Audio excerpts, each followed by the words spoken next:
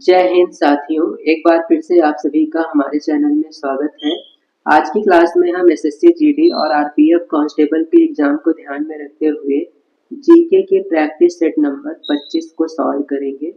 तो आप इन सभी क्वेश्चंस को ध्यान से देखें और अच्छे से जरूर तैयार करें। तो आइए स्टार्ट करते हैं क्वेश्चन नंबर 1 से। चीन की दीवार की लंबाई कितनी है? विश्व के 7 आश्चर्य में से एक है चीन का दीवार और इसकी लंबाई आपको बताना है 1200 मील, 1350 मील, 1500 मील, 1650 मील। तो इनमें से चीन की दीवार की जो लंबाई है वो है 1500 मील। नेक्स्ट क्वेश्चन है, हिस्ट्री ऑफ हिंदू साइंस नामक पुस्तक के लेखक कौन है? लाल कृष्ण आडवाणी, एपीजे अब्दुल कलाम, मेघनाद साहा या फिर इनमें से कोई नहीं। इनमें से किसने हिस्ट्री ऑफ हिंदू साइंस नामक पुस्तक लिखी है? तो सही जवाब है मेघनाद साहा। मंगल ग्रह पर उतरने वाला पहला अंतरिक्ष यान कौन है? पाथफाइंडर, स्पुतनिक 1, इंटेलसैट या फिर इनमें से कोई नहीं। तो इनमें से पाथफाइंडर एक ऐसा अंतरिक्ष यान है जो सबसे पहले मंगल ग्रह पर उतरा था। नेक्स्ट क्वेश्चन है, विश्व डाक दिवस किस तिथि को मनाया जाता है? 13 अप्रैल, 16 मई, 9 अक्टूबर या फिर इनमें से कोई नहीं। तो विश्व डाक दिवस ये हम मनाते हैं प्रत्येक वर्ष 9 अक्टूबर को। गौतम बुद्ध ने सर्वाधिक उपदेश कहाँ दिया था? सारनाथ, श्रावस्ती, उरुवेली या फिर कुशीनगर। गौतम बुद्ध ने सबसे पहला उपदेश अपना सारनाथ में दिया था, तो ये बात ध्यान में रखेंगे। और सबसे अधिक उपदेश उन्होंने दिए हैं श्रावस्ती में। पहला उपदेश सारनाथ में और सर्वाधिक उपदेश दिया है श्रावस्ती में। सौर मंडल में पल्सर क्या होते हैं? धीरे घूमने वाले तारे, तेजी से घूमने वाले तारे, स्थिर रहने वाले तारे या फिर इनमें से कोई नहीं। तो पल्सर कहा जाता है तेजी से घूमने वाले तारों को। सौर मंडल में धूमकेतु किसके चारों ओर चक्कर लगाते हैं? धूमकेतु किसकी परिक्रमा करते हैं? पृथ्वी की, सूर्य की, चंद्रमा की या फिर इनमें से किसी की नहीं। तो सही जवाब है सूर्य। धूमकेतु सूर्य की परिक्रमा करते हैं। नेक्स्ट क्वेश्चन है, राष्ट्रीय ध्वज का प्रारूप किस वर्ष अपनाया गया? राष्ट्रीय ध्वज जो हमारा तिरंगा है 3 रंगों का, इसमें लंबाई और चौड़ाई का अनुपात है 3:2 का। लंबाई 3 और चौड़ाई 2 इकाई होती है और इसे बनाया था पिंगली वेंकैया ने। पिंगली वेंकैया। इस ध्वज को भारत के द्वारा कब अपनाया गया? 22 जुलाई 1939, 22 जुलाई 1946, 22 जुलाई 1947, 22 जुलाई 1949। तो ये अपनाया गया था 22 जुलाई 1947 को। जॉर्ज पंचम का भारत आगमन किसके शासनकाल के दौरान हुआ था?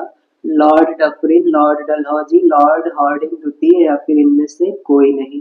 तो जॉर्ज पंचम भारत आए थे 1911 में। उस समय भारत के जो गवर्नर जनरल थे वो थे लॉर्ड हार्डिंग द्वितीय और उन्होंने आकर भारत की राजधानी को दिल्ली घोषित किया। तो इन्होंने 1911 में भारत की राजधानी को दिल्ली घोषित कर दिया था।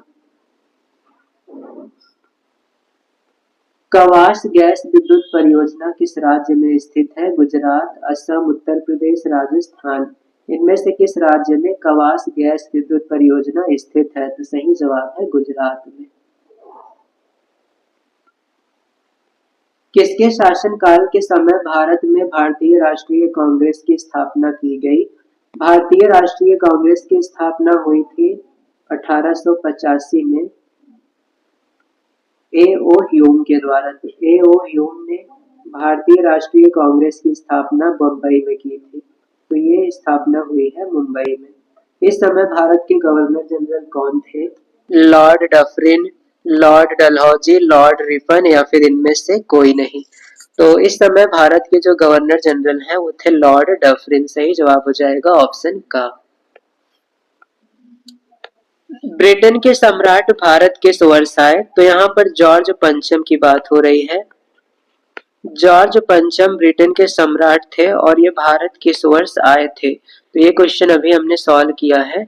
जॉर्ज पंचम 1911 में लॉर्ड हार्डिंग द्वितीय के शासनकाल में भारत आए थे और इन्होंने आकर दिल्ली को भारत की राजधानी घोषित कर दिया था।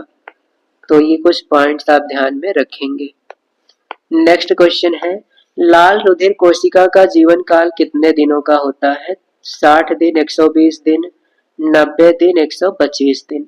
लाल रुधिर कोशिका को शॉर्ट में आरबीसी कहते हैं और इनका जीवन काल 3 से 4 महीने का होता है। तो इस हिसाब से लगभग 120 दिन सही हम लोग टिक करेंगे। मंथ में 3 से 4 महीने और दिन में 120 दिन।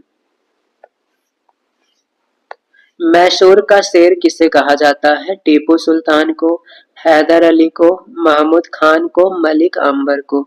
तो मैसूर का शेर कहा जाता है टीपू सुल्तान को। राष्ट्रीय स्वयंसेवक संघ के प्रमुख सूत्रधार कौन थे? माधवराव सदाशिवराव गोलवलकर, डॉक्टर के बी हेडगेवार, राजेंद्र सिंह, ए के आडवाणी। तो इनमें से राष्ट्रीय स्वयंसेवक संघ के सूत्रधार थे डॉक्टर के बी हेडगेवार। दादरी गैस विद्युत परियोजना किस राज्य में स्थित है? असम, गुजरात, उत्तर प्रदेश या फिर बिहार। तो दादरी गैस विद्युत परियोजना ये स्थित है उत्तर प्रदेश में। और एक क्वेश्चन आता है चरखी दादरी। चरखी दादरी परियोजना किस राज्य में है? तो ये होता है हरियाणा में। तो दोनों में थोड़ा सा अंतर है। दादरी गैस विद्युत परियोजना उत्तर प्रदेश में है और चरखी दादरी हरियाणा में है। सचिन तेंदुलकर को भारत रत्न कब नवाजा गया था? 2001 में, 2008 में, 2014 में या फिर 2015 में। तो इनको भारत रत्न दिया गया था वर्ष 2014 में और ये पहले खिलाड़ी हैं जिन्हें भारत रत्न पुरस्कार दिया गया है। तो ये बात भी ध्यान रखेंगे। पहले खिलाड़ी जो भारत रत्न अवार्ड पाए हैं वो हैं सचिन तेंदुलकर और सबसे कम उम्र में भारत रत्न पाने का सम्मान भी सचिन तेंदुलकर के पास है। सबसे कम उम्र में भारत रत्न का अवार्ड इनको मिला है। तो पहले खिलाड़ी होने का श्रेय इनके पास है। सबसे कम उम्र में भारत रत्न का पुरस्कार पाने का श्रेय भी इन्हीं के पास है। समाचार पत्रों का मुक्तिदाता किसे कहा जाता है? Charles Metcalfe, Lord Ripon, Lord Linlithgow या फिर लॉर्ड डलहौजी। तो इनमें से चार्ल्स मेटकॉफ को राष्ट्रीय समाचार पत्रों का मुक्तिदाता कहा जाता है। वांडीवास का युद्ध किस वर्ष हुआ था? 1602, 1757, 1760 या फिर 1800 में। वांडीवास का जो युद्ध है ये हुआ था अंग्रेज और फ्रांसीसियों के बीच। अंग्रेज फ्रांसीसी के बीच। इसमें फ्रांसीसी हार गए थे, अंग्रेजों की विजय हुई थी और इससे अंग्रेजों को भारत में व्यापार करने की आजादी मिल गई थी। तो यह युद्ध हुआ था 1760 में। अंतरिक्ष यात्रियों को आकाश किस रंग का दिखाई देता है? नीला, पीला, काला या फिर हरा। तो अंतरिक्ष से आकाश का रंग काला दिखाई देता है। कुनैन किस पेड़ से प्राप्त होती है? देवदार, चीड़, सिनकोना या फिर नीम। कुनैन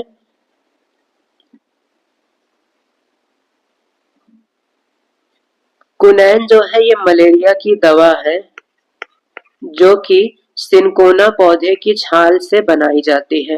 तो सिनकोना पौधे की छाल से बनाई जाती है कुनैन नामक दवा और इसका उपयोग मलेरिया के उपचार में किया जाता है।